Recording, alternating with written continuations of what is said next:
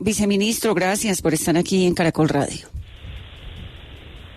Hola Vanessa, muchas gracias por recibirnos y saludos a todos y todas las jóvenes del país. ¿Qué fue lo que pasó, señor viceministro, en ese evento de jóvenes donde vimos ese nivel de inconformismo tan grande por parte de los jóvenes frente al gobierno? ¿Qué fue lo que en su versión ocurrió? Bueno, para nosotros fue un evento muy importante y también resaltaría algo que mencionaste anteriormente, que eran en su mayoría jóvenes petristas. Eso no es cierto, y eso también le da una importancia al evento. Es decir, nosotros nos encontramos con consejeros nacionales de juventud, con plataformas nacionales de juventud y con algunos beneficiarios de Jóvenes en Paz, porque pues hace parte de nuestra apuesta política que conozcan otros liderazgos y otras formas también de ser líderes en sus territorios. Muchos de ellos son de oposición o de centro o no tienen una corriente política definida, y eso es un mensaje importante también para el país. Es decir, aquí nos encontramos con las diferencias, con el acuerdo nacional, con los jóvenes que piensan de cualquier manera que quieran pensar, y estamos dispuestos a escucharles. Entonces ya finalmente pues lo que sucede es que, como lo acordamos con ellos, porque nosotros como Viceministerio de las Juventudes del Ministerio de Igualdad y Equidad garantizamos la participación de estos jóvenes, los trajimos de todos sus territorios, ellos son delegados nacionales de sus diferentes instancias de participación, los trajimos toda esta semana para que se encuentren, se reúnan entre ellos, se reúnan con el presidente de la República, se reúnan con el Congreso. En este momento estoy llegando al Congreso de la República para seguir encontrándome con ellos. Esto no ha acabado, no es la primera vez que nos vemos, nosotros nos vemos cada cierto tiempo con ellos, y sabemos cómo son estos espacios. Entonces finalmente los garantizamos, vinieron, los trajimos, gestionamos toda la agenda del señor presidente, vicepresidente, ministros, demás, nos encontramos, concertamos en la noche anterior en su hotel, yo los fui a saludar, a visitar, demás, la agenda, y eran 2 participaciones del Consejo Nacional de Juventudes, 2 de las plataformas nacionales de juventudes, 2 de los Jóvenes en Paz y una intervención del señor presidente. Entonces dijimos, seamos concretos, metamos todo lo más importante, las ideas, propuestas, etcétera, y aprovechemos. Entonces finalmente esto se da así en el marco de la agenda que concertamos, que decidimos entre todos y todas,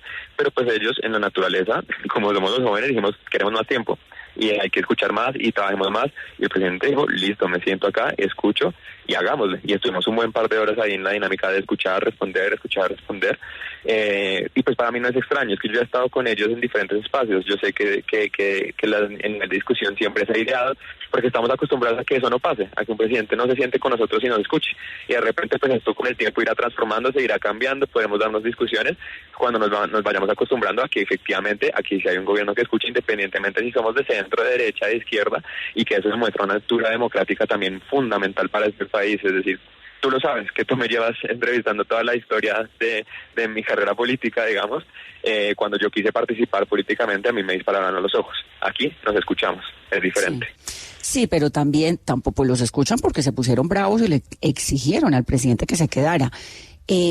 ¿Por qué cancelaron? Decir, los jóvenes nos dicen, durante la mañana hemos estado hablando con varios de ellos, de los voceros sobre todo, nos dicen que 3 veces les cancelaron el encuentro con el presidente. ¿Por qué?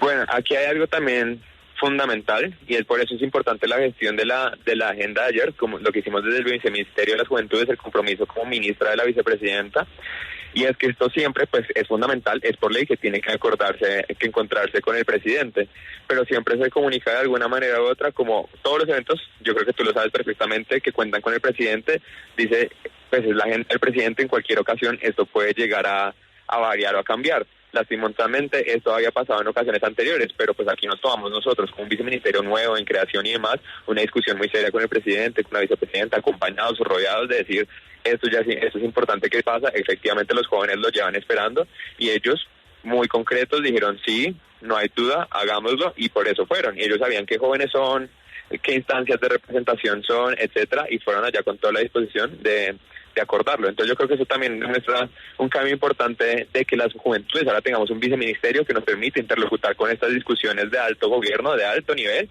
que nos las podamos dar, que podamos convocar a un presidente, y por eso también es finalmente importante un viceministerio de las juventudes y que todos lo respaldemos, porque esto, efectivamente, como se demostró ayer, sí garantiza la presencia de un presidente y una vicepresidenta y de ministros y de alto gobierno. Viceministro, cuéntenos, ¿dónde estuvo el gran desacuerdo? Yo veo que en los temas de educación, sobre todo, hubo preocupación cuando el gobierno habla de educación gratuita, universal, de crecer en 500.000 cupos. Veo que también hubo cierto descontento. ¿Qué pasó con los temas de educación? Sí, no, ese es un punto igual muy importante a recalcar, y que eso demuestra también las orillas políticas que estaban en el lugar. Había particularmente algún joven enunciando que en la época de Duque construyeron un fondo con ellos, con algunos consejeros, que llamaba Fondo Generación Valor. Que era un crédito que podría llegar a ser condonable, especialmente para consejeros de juventud. Hay otras poblaciones, pero en su mayoría son consejeros de juventud. Hasta ahorita tenía más o menos aproximadamente 200 beneficiarios.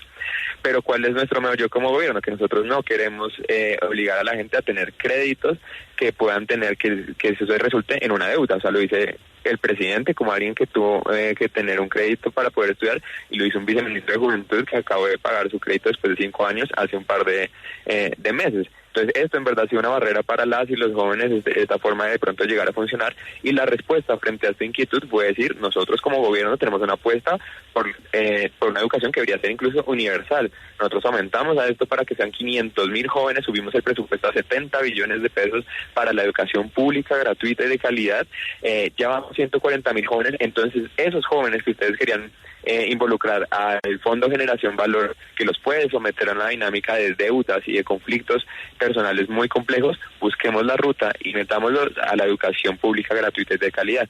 Y entonces eso demuestra también la disposición del espacio y cómo en verdad este espacio se dio, y es importante contarlo también de estas maneras. Viceministro, después de este impasse que vimos ayer, ¿qué va a pasar con todos los programas que están liderando ustedes desde el viceministerio?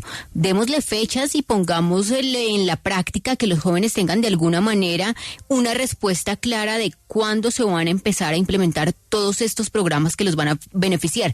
¿Nos vamos a demorar 1 año más, 2 años más, o cuándo van a empezar? No, esto ya sucede este año, en este ya casi segundo semestre del año. Nosotros ya estamos ejecutando el Programa Nacional Jóvenes en Paz. Recordárselo a la gente que en una primera corte era de 6.360 jóvenes, ya tenemos gran parte de estos.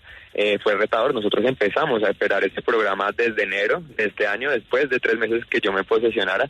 Entonces, en una institución de cero, que no tenía funcionarios, sino que en algún momento era yo solo y demás, sacamos esto adelante. En febrero empezaron ya a entrar los primeros jóvenes, y van dando, y van a ser más de 50.000 jóvenes, que va a empezar de manera contundente y muy fuerte. Ya en el próximo mes y medio, esperamos nosotros que empiece a expandirse ya por todos los municipios y demás a los cuales nos hemos comprometido nosotros como gobierno, como Ministerio de Igualdad y Equidad. Tenemos comprometido el 70%, 72% de nuestros recursos, si no estoy mal, ya pues estamos todo el ministerio en formulación. Nosotros tenemos más programas que ya efectivamente, nosotros tenemos un fondo en el Ministerio de Igualdad que se llama el Fondo de Superación de Brechas, al cual nos permite mandar las solicitudes para que ahí contemos con los recursos para operar nuestros programas. Nuestros programas ya todos están llegando al fondo después de una planeación muy juiciosa, de una validación jurídica también muy juiciosa de todos estos programas. Ya efectivamente en el corto plazo que logramos, ya los estamos llevando al fondo para efectivamente allá pues ya hacer los pasos finales y empezar a operarlos ya en este año. Todos nuestros programas empiezan a operar este año. Jóvenes en Paz ya empezó desde enero a operar. Entonces yo creo que estamos avanzando. Parte de la participación hace parte también de nuestros programas, es decir, lo que hicimos ayer hace parte también de nuestras funciones, de nuestras gestiones, de nuestra ejecución y de nuestros compromisos también por ley. Entonces esto dice que nosotros ya estamos funcionando con adversidades, claro, porque esto es nuevo, pero que estamos funcionando con todo lo que tenemos y que ya salimos y que ya no vamos a parar. Viceministro, usted sabe todo el ruido que se creó alrededor de este programa. Hemos oído hablar mucho, la gente diciendo que se le va a pagar $1 millón a los delincuentes, demás. El gobierno ha desmentido, por supuesto, esa versión. ¿Cómo se eligen esos jóvenes? Usted dice se va a llegar a 50.000 jóvenes. ¿Cómo se priorizan? ¿Cómo se eligen? Se habla de quitarle jóvenes a la criminalidad. ¿Cómo se focaliza eso? Sí, más de 50.000 jóvenes este año, ¿no? Nuestra meta como gobierno son 100.000 y nuestra meta ya aquí personal incluso es superar esos 100.000. Esto está en el marco del decreto 1649. Nosotros tenemos en la metodología de focalización 5 criterios que nos dicen también a qué territorios llegamos. Es pobreza extrema, vulnerabilidad económica, riesgo de reclutamiento forzado, riesgo de pertenecer o haber pertenecido a dinámicas de criminalidad, explotación sexual, y habitar de manera constante la ruralidad. De esta manera pues encontramos ya en la focalización, cuando vamos a los territorios, convocamos a los jóvenes en los barrios más complicados, incluso con muchos, ahí para que a un guiño también a lo que pasa ayer, nosotros vamos con consejeros y con plataformas de juventud muchas veces a los territorios en los que ya estamos funcionando, a los barrios. Ellos nos dicen en su conocimiento, en este barrio pasa tal cosa, este barrio es complicado por esto, aquí usted puede encontrar los jóvenes que necesita sacar de las condiciones de vulnerabilidad en la que están situados. Y esto pues finalmente los convocamos, les contamos que es el programa, si están interesados en participar, validamos con el Departamento Nacional de Planeación, con el Registro Social de Hogares, que efectivamente son los jóvenes más vulnerables del país, que pueden ingresar al programa, que necesitan estar en el programa, y así efectivamente pues ya empiezan a ser parte de Jóvenes en Paz. Entonces, Viceministro, para los jóvenes más vulnerables. Usted habla de jóvenes que estén en riesgo de llegar a la criminalidad o que hayan estado. ¿Va a haber dinero contra jóvenes, por ejemplo, que hayan sido condenados o que estén incluso en procesos? Eso tiene unos criterios de exclusión también, que es importante recalcarlos. No pueden tener ninguna otra transferencia individual, o sea, es decir, no, aquí no pueden acumularse transferencias, o en algún otro caso si tienen una especie de subsidio por otra razón. Esto es una transferencia monetaria condicionada, lo que nosotros hacemos, y está condicionada a educación y a trabajo comunitario, que lo garantizamos todo como gobierno. Ahora, por el otro lado, en lo que dices, otro de los criterios es orden de captura. Al programa no pueden entrar personas que tengan orden de captura, y eso también está muy claro en el decreto, en el manual operativo y en la operación ya propia del programa. Viceministro, ¿ya hay fecha para hacer ese primer pago del programa Jóvenes en Paz? Sí, eso pues tiene recordar que el pago también se hace a través del Departamento de Prosperidad, el DPS, que está en cabeza ahora el director Gustavo Bolívar, que está muy comprometido también con esto, ha mostrado un interés especial por este programa, de disponer un equipo también para que estos procesos se agilicen, porque los procesos burocráticos de las transferencias, pues por todas las certificaciones que toca hacer, que estas personas existen, que no son fallecidas, que sus cuentas son reales, etcétera, estamos haciendo una verificación muy juiciosa de todos estos procedimientos, se toman un tiempo. Entonces finalmente ya estos tiempos han llegado a este mes de mayo, en el que varios chicos y chicas recibirán su primera transferencia, y ya a partir de ahí es mensual. La primera transferencia, nosotros siempre se la notificamos a ellos, se pueden demorar entre 45 o 60 días por los procesos que hay que hacer, ¿no? Recoger los certificados bancarios, validarlos, llevarlos a Hacienda, que son reales, corregirlos, subirlos a las matrices de Prosperidad Social, demás. Eso hace que se retrase un poco, pero a partir de ese pago ya el resto son mensuales. ¿Cuál es la razón, viceministro, por la cual estaban transmitiendo el evento de los jóvenes por RTBC y en el momento en que entra el estudiante Molina, Carlos Molina tal vez se llama, que hablamos con él también esta mañana aquí en Caracol Radio, frenaron la transmisión? ¿Eso no es censura? No, mira que yo vi, ahorita me lo mostraron en una entrevista en Caracol, me mostraron el fragmento en cómo se termina el evento, porque pues yo no sé, pues yo estaba ahí sentado, ¿no? Yo no sé en qué momento se terminó la transmisión o no. Y me muestran que finalmente nosotros tenemos una agenda concertada, ¿no? Ustedes saben que estos eventos se hacen con casa militar, con una logística minuto a minuto, en el que se dice palabras del señor presidente, cierre la presentadora, o sea, todo el mundo está muy concentrado en lo que tiene que hacer, lo saben los periodistas, lo sabe la transmisión, lo sabe la logística de casa militar, etcétera.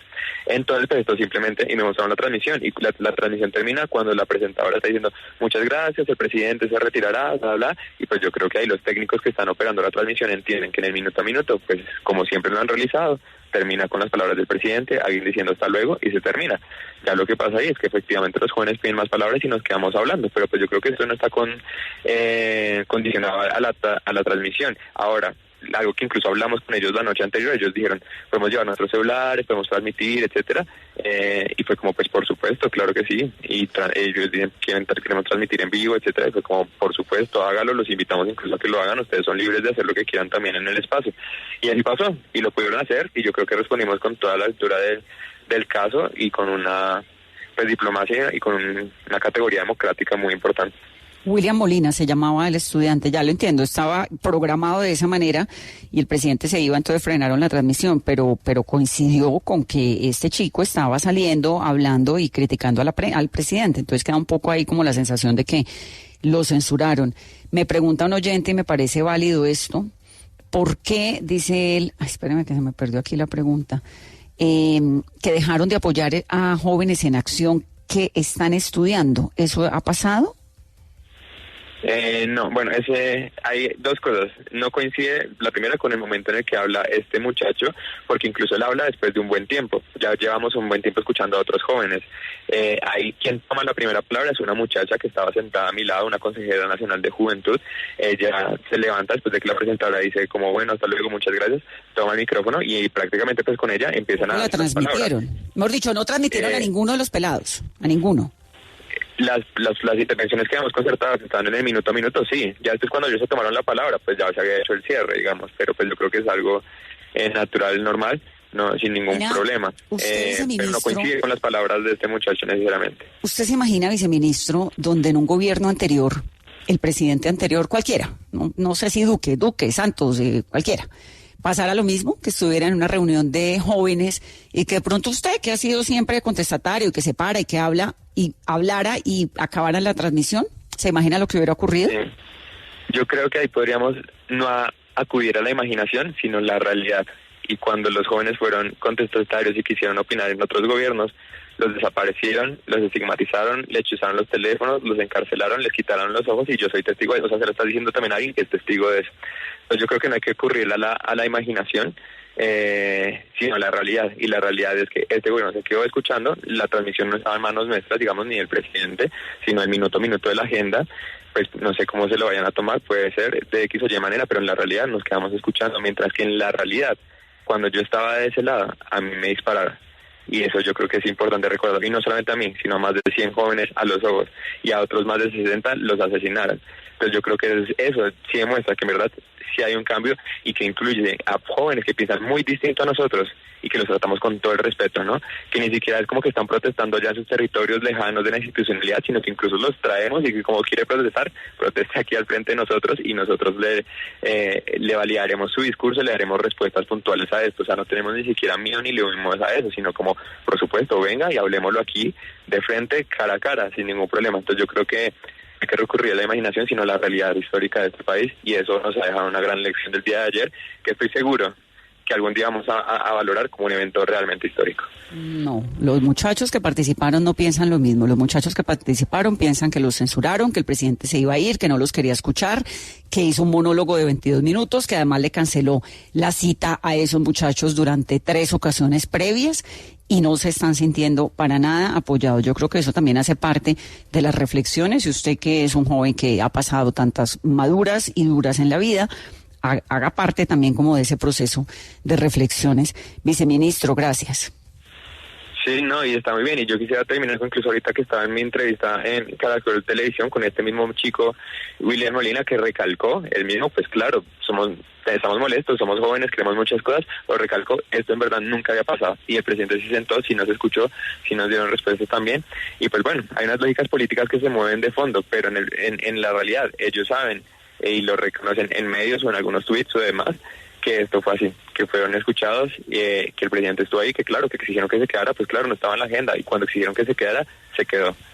Y no fue 22 minutos de su monólogo, sino que después nos quedamos 2 horas escuchando palabras, intervenciones, respuestas y demás, que claro, que nos gustaría que fuera mucho más tiempo, bueno, sí, pero también hay una agenda del presidente que corrió durante horas para quedarse ahí escuchando, y eso no es cualquier cosa, ni es lo de menos. Entonces yo creo que el hecho de que ellos lo reconozcan no es que yo me lo esté inventando ni que yo esté protegiendo a mi gobierno, sino que los mismos jóvenes dicen, esto fue algo que nunca había pasado, y incluso me decían, pues gracias también por esto. Y pues ahí no hay problema, no hay rencillas, no hay temas personales, seguimos trabajando. Ellos van a seguir pensando diferente, nosotros vamos a seguir reconociendo sus posiciones diferentes. Viceministro, de alguna manera de pronto se le debe una disculpa a los jóvenes que se sintieron censurados, agredidos, esto en aras de tener una relación armónica, porque los jóvenes fueron parte muy importante del proyecto político y de la campaña del presidente Gustavo Petro. Sí, pues los jóvenes igual siguen estando en todo el territorio. Nosotros, ustedes saben, tenemos un enfoque de trabajar mucho por esas juventudes populares que a veces no pueden ni siquiera llegar a esos espacios, que también la participación a veces requiere de ciertos privilegios que de pronto algunos tienen y que otros no. Nosotros hicimos todo lo posible para garantizarlos, trajimos de los territorios, nos quedamos a escuchar, seguiremos haciendo estos espacios en la medida que ellos lo reclamen, que por ley también competen. Y yo creo que es un muy buen paso, entendiendo que ahora esto hace parte de un viceministerio, que ellos me lo hayan pedido, que ellos dijeran esto tiene que pasar, y fue como listo, ustedes quieren que esto pase, pasa, y cumplimos. ¿Qué puede ser mejor? Listo, va a volver a pasar, tendrá que volver a pasar en todo el resto que nos queda de gobierno, entonces pasará mejor y seguirá pasando mejor, pero yo creo que fue un gran primer paso. Ellos lo reconocen, nosotros lo reconocemos, y yo reconozco también la voluntad del presidente y la vicepresidenta para haber estado en este espacio. Señor viceministro, gracias por estar aquí con nosotros. Un saludo siempre. Bueno, muchas gracias. Chao. Chao. Es Gareth Sela, el viceministro de Juventudes.